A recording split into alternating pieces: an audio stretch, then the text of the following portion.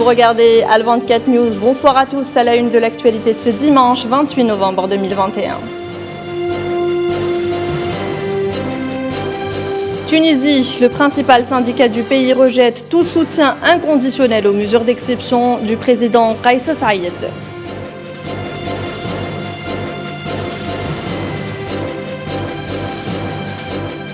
Niger, 2 morts dans une manifestation à Terra contre le passage d'un convoi de l'armée française. 18 autres manifestants ont été blessés, dont 11 graves.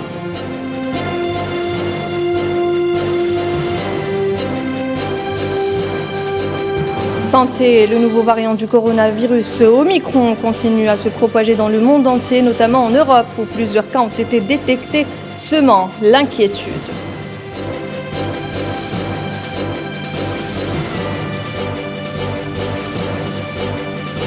Et la campagne des 16 jours pour l'élimination des violences à l'égard des femmes se poursuit. Zoom ce soir sur la condition féminine.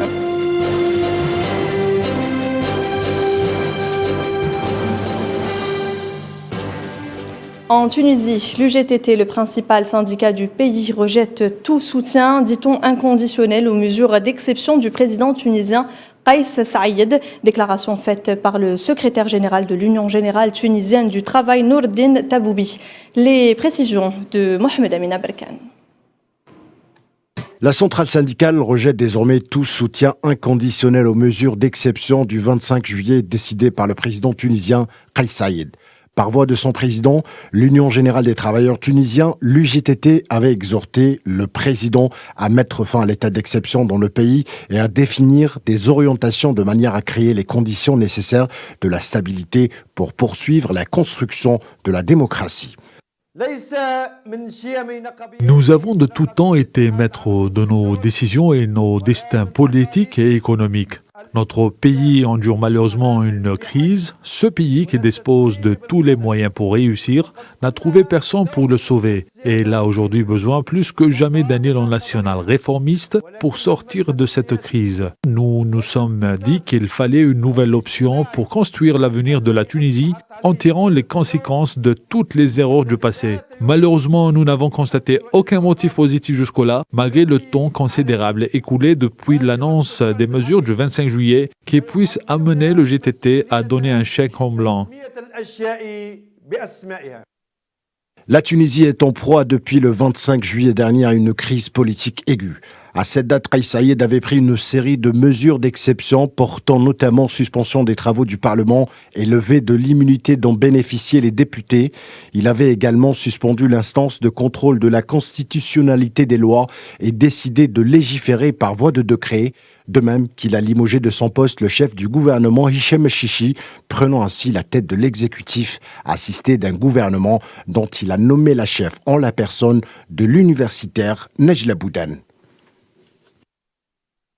Après son passage houleux au Burkina Faso, le convoi militaire français Barkhane qui se dirige au Mali crée des tensions au Niger. Cette fois-ci, au moins 2 personnes ont été tuées samedi lors d'une manifestation à Terra, dans l'ouest du Niger, contre le passage de ce convoi. Sofiane Balotti. Le ministère de l'Intérieur de la République du Niger a annoncé que 2 citoyens sont morts dans une manifestation. Le communiqué annonce également 18 blessés, dont, je cite, la tentative de prise de contrôle de certains véhicules militaires français afin de barrer leur passage. Une mobilisation citoyenne a eu cours au passage du convoi militaire français. Des images montrent le largage de gaz lacrymogène sur des manifestants. Le communiqué précité indique également que des heurts violents ont eu lieu. Pour rappel, le même convoi militaire motorisé qui devait gagner le Niger depuis la Côte d'Ivoire a déjà essuyé de grandes difficultés au Burkina Faso, où il a dû contourner le mécontentement populaire qui s'est manifesté sur plusieurs points de son passage. Le convoi a fini par se frayer un chemin après de grandes lacunes rencontrées face à la détermination des manifestants à exprimer leur rejet de la présence française. Pour rappel, la France est très présente dans la région sahélo-saharienne, avec une base de commandement au Tchad, mais aussi des bases militaires au Niger et en Côte d'Ivoire, mais également à travers le dispositif Barkhane G5 Sahel depuis l'intervention au Mali en 2013. Le Niger du président Mohamed Bazoum, lors de sa rencontre avec Macron à Paris, a exprimé clairement que son pays avait les moyens en partenariat avec d'autres États africains de lutter efficacement contre le terrorisme. Les manifestations citoyennes récurrentes contre la présence française au Mali, au Niger, au Burkina Faso, mais aussi en Côte d'Ivoire et au Sénégal, montrent l'ampleur du mécontentement des peuples de la région quant au rôle qui joue l'ex-puissance coloniale, ainsi que le refus de la présence militaire française sur le continent, jugé par beaucoup comme étant la source de la misère et de la conjonction morbide du terrorisme et du néocolonialisme. Et des manifestations ont eu lieu hier samedi au Burkina Faso justement, où des milliers de manifestants ont marché pour protester contre la faillite sécuritaire suite aux attentats qui ont ébranlé le pays. Des slogans hostiles au pouvoir en place ont été scandés, des manifestations qui ont vite dégénéré. Au moins 20 personnes ont été blessées, dont 4 gravement. Parmi les victimes, 2 journalistes burkinabés et un enfant de moins de 10 ans touché par des tirs de gaz lacrymogène. Et au Soudan, le Premier ministre Abdullah Hamdouk a annoncé samedi avoir remplacé les chefs de la police après la mort de 42 personnes suite aux manifestations contre le coup d'État du 25 octobre. Abdullah Hamdouk accusé de trahison par une partie des manifestants. Certains partis politiques et syndicats ont raison de son accord avec le général Al-Burhan, semble vouloir donner des gages avec ses limogeages, notamment à une communauté internationale qui réclame des actes concrets pour rétablir son soutien à Khartoum. Les élections présidentielles en Libye fragilisées en raison des disparités politiques et régionales des candidats. L'ONU, qui a œuvré laborieusement pour la tenue de ces présidentielles, a du mal à remplacer son envoyé spécial dans la région. Une vacance qui comporte de grands risques pour le scrutin. Leila Gertal. La décision d'écarter Saif el-Islam al-Kadhafi de la course électorale, de même que son rival Salah al-Bashir, ouvre la porte à toutes sortes de glissements sur le terrain, y compris une flambée de violence aux conséquences incommensurables. La démission toute récente de l'envoyé spécial pour la Libye, Yann Koubiche, complique davantage la situation. L'enjeu est important pour l'ONU et laisser ce poste vacant à quelques jours des élections libyennes constitue un véritable risque. Le porte-parole du secrétaire général de l'ONU, Stéphane Dujarric, affirme que celui-ci est à la recherche d'un remplaçant, Yann Koubiche. Le nom d'un routier diplomatique, le Britannique Nicholas Kay, a été évoqué, mais rien de certain n'a été confirmé. Écarté parmi 25 autres candidats, Saif el-Islam al-Kadhafi a déposé un recours à Sabha, localité de la ville de Fezzan. Ce dernier voit son retour politique et ses espoirs complètement entravés par la décision de rejet de la commission électorale libyenne de sa candidature. La CPI, lui, a sorti un dossier vieux de 10 ans. Saif el-Islam est recherché depuis 2011 pour crimes contre l'humanité, en raison, je cite, de son rôle dans la répression de la révolution en 2011. La CPI, la Cour pénale internationale à laquelle s'est opposée l'Union africaine lors de son lancement du mandat d'arrêt à l'encontre de Omar el-Bashir, l'ancien président soudanais, en raison de sa partialité, a toujours été pointée du doigt pour sa politique des 2 poids, 2 mesures. En bref, dans l'actualité internationale, en Iran, un tremblement de terre d'une magnitude de 5 sur l'échelle de Richter. L'épicentre a été localisé à 50 km de Khorasan, ville située dans le nord-est de l'Iran. Pour le moment, nous n'avons pas plus d'informations sur d'éventuels dégâts. Et à l'aube de ce dimanche, un autre séisme de magnitude 7,5 a cette fois-ci frappé le nord du Pérou, faisant 2 blessés et des dégâts matériels selon les premières informations des autorités péruviennes. Et retour en Iran, une 60aine de manifestants ont été interpellés suite aux manifestations à Isfahan, au centre de l'Iran, pour protester contre l'assèchement d'une rivière. Amin Touta. Les épisodes de sécheresse se multiplient en Iran. À Isfahan, dans le centre du pays, le manque d'eau a provoqué la population. Ces contestataires qui se sont rassemblés dans la 3e ville du pays ont exprimé leur frustration quant à la gestion de la crise par les autorités. Les derniers rassemblements ont été émaillés pour la première fois de heurts entre les forces de l'ordre et les manifestants. Selon les dernières informations, 67 individus ont été arrêtés.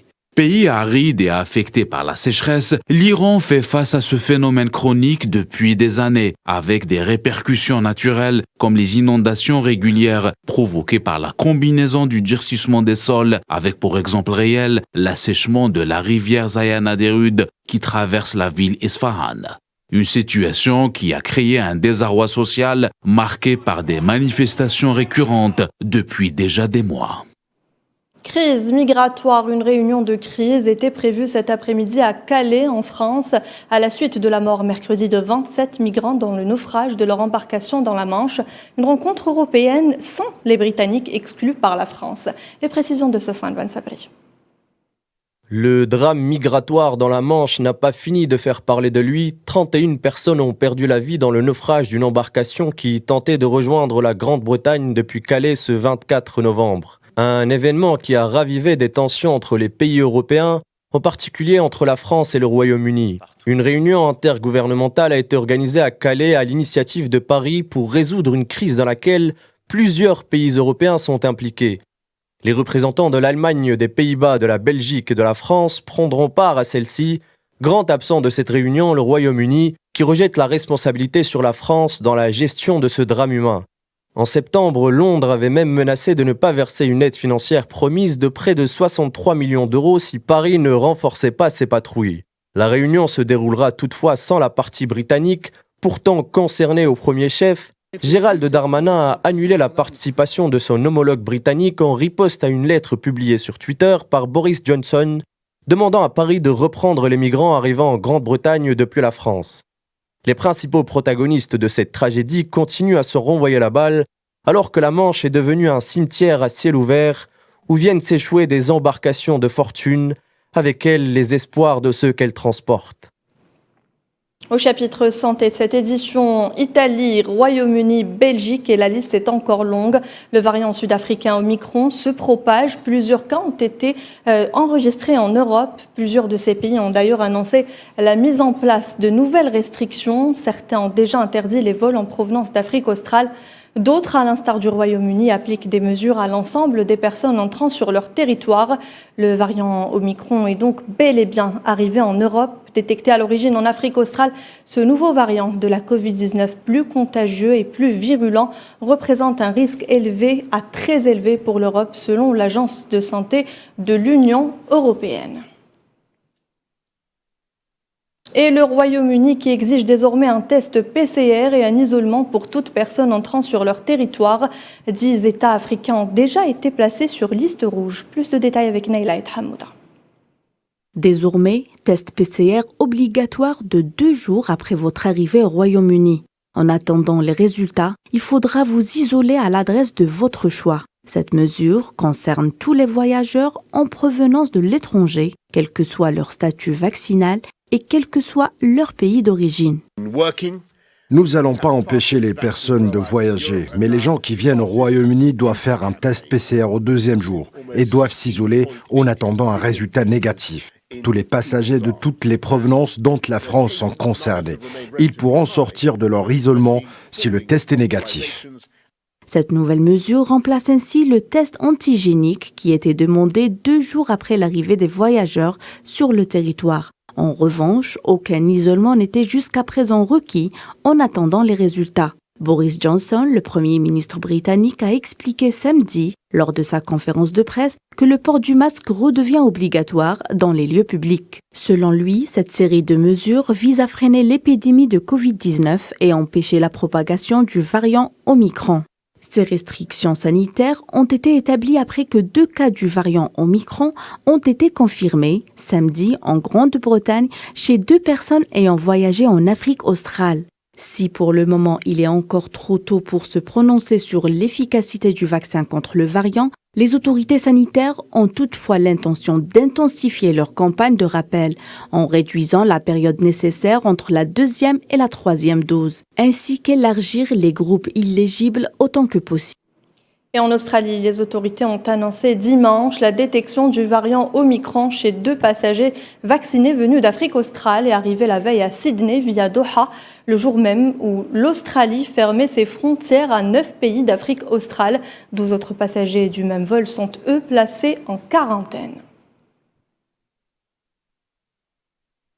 Et puis en plein 5e vague de Covid-19, les Suisses ont largement approuvé dimanche la loi qui a permis de créer le pass sanitaire selon les premiers résultats au terme d'une campagne électorale houleuse. Et direction la France, où la visite du polémiste d'extrême droite Éric Zemmour, qui pourrait annoncer dans les prochains jours sa candidature à la présidentielle française, poursuit sa tournée médiatique en pleine tourmente. À Marseille, sa venue a tourné au vinaigre, une visite chahutée sans rencontre qui se termine par des gestes déplacés. Cet épisode s'ajoute aux difficultés rencontrées par Éric Zemmour au terme de sa tournée aux allures de campagne. En plus des sondages qui repartent à la baisse, plusieurs salles ont refusé l'accès à Éric Zemmour pour animer ses conférences.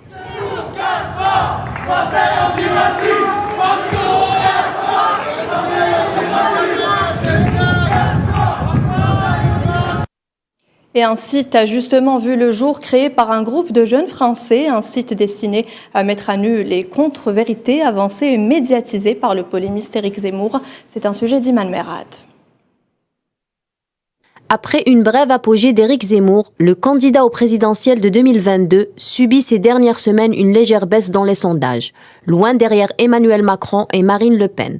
Même si sa candidature est putative, Zemmour s'apprête à traverser des zones de turbulence dans sa campagne électorale. En effet, afin de contrecarrer sa campagne, un groupe de jeunes étudiants a lancé en début du mois de novembre une plateforme Tous contre Zemmour, qui met à nu les contre-vérités avancées et médiatisées par le polémiste. Il s'agit en effet d'une plateforme de campagne anti-Zemmour. On peut lire sur la plateforme « Il est temps de nous réveiller collectivement pour que la campagne électorale ne soit pas noircie par le mensonge et l'hypocrisie ».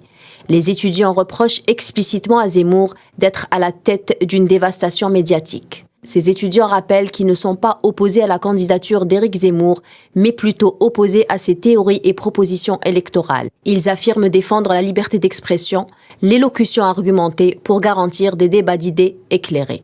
Les pires citations de Zemmour, l'amalgame Zemmour entre émigrés et étrangers, ou encore Afrique, les contradictions de Zemmour, ce sont là les titres publiés sur la dite plateforme. Rappelant qu'Éric Zemmour avait programmé un point de presse dans l'enceinte de la basilique Notre-Dame de la Garde dans la ville phocéenne et vu la sacralité des lieux, la conférence de presse a été interdite. Le diocèse de la basilique s'est opposé à sa tenue. Les propos haineux de Zemmour, pour lesquels il a été condamné 2 fois déjà, font qu'il reste une personnalité très controversée en France et même à l'étranger. En Russie, le ministère russe des situations d'urgence a annoncé samedi que 5 nouveaux corps avaient été retrouvés lors des opérations de sauvetage après l'accident survenu dans la mine de charbon en Sibérie. Jeudi, les autorités russes avaient annoncé que le nombre de morts dans l'accident était passé à 52. Les données préliminaires de l'enquête ont démontré qu'un incendie s'est déclaré à l'intérieur de la mine à une profondeur de 250 mètres sous la surface de la terre. Économie. À présent, les investisseurs locaux et étrangers attendent toujours la promulgation de la nouvelle loi sur l'investissement en Algérie, dont la mouture finale du nouveau projet de la loi a été finalisée et soumise au service du secrétariat général du gouvernement. Les précisions de Mohamed Wali Ben Chaban. Le contenu du nouveau projet de loi sur l'investissement vise à redynamiser le développement économique vers d'autres horizons en Algérie. Une révision profonde de l'arsenal juridique s'est imposée pour offrir un climat d'investissement approprié aux investisseurs locaux et étrangers notamment. La loi sur l'investissement, donc il n'y a pas que le 41-51, le 49-51. Pourquoi ? Parce qu'il y a le climat des affaires. Il y a le contrôle d'échange, il y a la loi sur la monnaie et le crédit. Donc, il y a tout un arsenal juridique à revoir. Au niveau d'investissement, les chiffres atteints par l'Algérie demeurent très faibles par rapport aux opportunités économiques que le pays offre aux investisseurs. Le plus grand problème qui pose pour l'investissement des étrangers en Algérie, c'est le contrôle d'échange. Donc, le contrôle d'échange et le transfert des bénéfices. Tout ça parce qu'actuellement, il y a un grand problème. D'ailleurs, le chef du gouvernement, il a promis aux ambassadeurs de régler le problème du contrôle d'échange. Parce que je vous informe que le contrôle d'échange a été instauré par la Banque centrale depuis 1963 et c'était le colonisateur qui a posé le contrôle d'échange. En France, en 2006, ils ont enlevé les barrières du contrôle d'échange. En Algérie, on a continué. Donc aujourd'hui, on est obligé de lever les barrières sur le contrôle d'échange. L'assouplissement du climat des affaires est une autre priorité de l'État. On commence par l'investissement local parce qu'on a des moyens, on a une thésaurisation de 90 milliards de dollars. 90 milliards de dollars, si on va ouvrir l'investissement aux nationaux, déjà 90 milliards de dollars, c'est beaucoup pour le marché algérien. La réforme s'inscrit dans le cadre d'une approche globale de l'économie et du développement portée par le président de la République. Et zoom ce soir sur la campagne des 16 jours pour l'élimination des violences faites aux femmes qui se déroule chaque année du 25 novembre au 10 décembre. Et non seulement l'occasion de dresser des bilans sur la condition féminine, mais aussi de rappeler que cette dernière est un phénomène mondial, pas régional, ni culturel ou encore religieux. Le point avec Thénine Makassi. Au nord comme au sud, les voix des femmes s'élèvent et plaident en faveur d'un regard mondial sur les violences que subissent ces dernières. C'est vrai que le terme féminisme vient de l'Occident, a été défini par l'Occident, mais du moment que toutes les femmes aujourd'hui, que ce soit les femmes, la femme occidentale, la femme africaine, nous avons à peu près les mêmes difficultés, nous menons les mêmes combats. Aujourd'hui, un des combats dont tout le monde parle, c'est l'accès aux instances de décision des femmes. Dans le viseur de la nouvelle génération de féministes, les violences structurelles, violences dues selon elles à la nature des sociétés patriarcales et leurs structures sociales, politiques et économiques. Qu'on puisse aujourd'hui voter des lois qui protègent les femmes, qui garantissent la sécurité des femmes, qui permet l'égalité de genre dans le monde entier. Et ce combat porté par les féministes africaines, on va dire, est aussi porté par les féministes européens. Parce que tout simplement, nous avons à peu près les mêmes réalités aujourd'hui. Cette forme de brutalité institutionnalisée par des lois liberticides sont un trait d'union entre les militantes issues des quatre coins du monde. On parle aujourd'hui du monde comme village planétaire et donc c'est très normal que les gens voient une certaine similitude ou ressemblance entre les manières de lutter, entre les combats qui sont menés aujourd'hui par les féministes. Les luttes intersectionnelles, bien que la plupart du temps sont portées par des militantes interraciales, remettent en question les féminismes blancs et leur hégémonie idéologique. Et un mot de sport, football en Coupe de la CAF, la JS Kabylie s'est inclinée face au Royal Léopard 1-0 dans le cadre du dernier tour. Avant la phase de groupe, le représentant de l'Algérie garde toutes ses chances avant le match retour du 5 décembre à Tizi Ouzou. Au Ghana, le deuxième représentant de l'Algérie à la Coupe de la CAF, JS Saoura, a perdu son match face à Hearts of Oak 2-0 devant 10 000 spectateurs. Et le choc de la 13e journée de la Première Ligue entre le Manchester City et le West Ham est terminé. C'est terminé en faveur des Citizens sur le score de 2-1 à l'Etihad Stadium. Salah Faisal. Dimanche 28 novembre, la neige couvre la pelouse de l'Etihad Stadium pour cette affiche Man City contre les Hammers de West Ham. L'Espagnol Pep Guardiola a dû changer sa philosophie cet après-midi à l'absence de Foden et Kevin De Bruyne. Riyad Mahrez brillant face au PSG, titularisé juste pour la 3e fois en 13 journées en Première Ligue. De l'autre côté, David Moyes a envahi Saïd Brahma parmi les 11, loin du jeu complexe de Pep. Moyes a appliqué le 4-4-2. Première occasion était de l'œuvre du Portugais Bernardo Silva à la 5e minute, mais sans danger pour le club londonien. On joue la 13e minute, un joli mouvement mené par Michael Antonio qui envoie le ballon vers Saïd Brahma. L'Algérien avait été repris par la défense des Citizens. Les Sky Blues commencent à dominer le match, 15 minutes de jeu à la tête d'Aymeric Laporte. Sur corner, passé juste à droite, début de Fabianski. 4 minutes plus tard, Mahrez se trouve dans une position idéale face au portier des Hammers, une belle frappe croisée qui trouve le chemin de but, sauf que le VAR a refusé le but de l'Algérien pour une position d'hors-jeu. L'efficacité des hommes de Pep Guardiola est là. Manchester City prend finalement l'avantage. Un tir de Riyad Mahrez dévié par la défense. L'Allemand Gundogan ne tremble pas face au but vide. 1-0. On joue la 34e minute. Avant la pause, le tir de Mahrez effleure le poteau droit de Fabianski. Deuxième mi-temps, le Man City a continué sa domination. Sterling, passager juste, le tir du Brésilien n'a pas connu de succès. Un sauvetage héroïque de Cresswell qui sort blessé. Fin de match pour le défenseur anglais. Et ce n'est pas la seule blessure de West Ham, vu que Saïd Brahma a été remplacé à la 58e minute par Lanzani pour la même cause. City maladroit dans la dernière touche, fallait attendre que Pep incorpore l'expérimenté Fernandinho qui a réussi à doubler la marque pour City à la 90e minute. Un deuxième but qui assomme les Hammers. Bernardo Silva s'offre en but dans la foulée refusée pour le hors-jeu à la 91 minutes.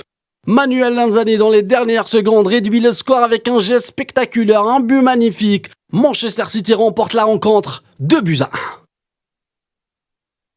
Et on termine notre virée direction Londres, plus précisément au musée du design qui consacre une exposition à la diva de la soul, Amy Winehouse. La chanteuse décédée en 2011 avait rejoint le club des 27 mais fait toujours l'objet d'une nouvelle exposition. Amy Rabitcha.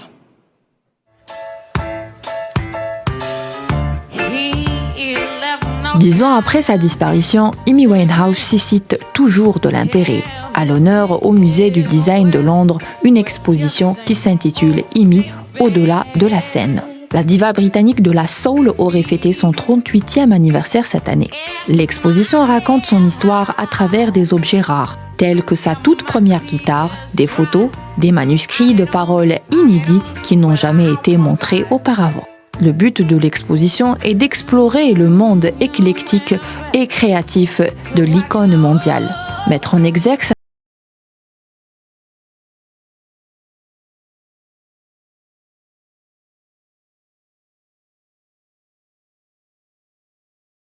les jeunes qui n'ont certainement pas grandi avec Amy Winehouse ont visité cette exposition.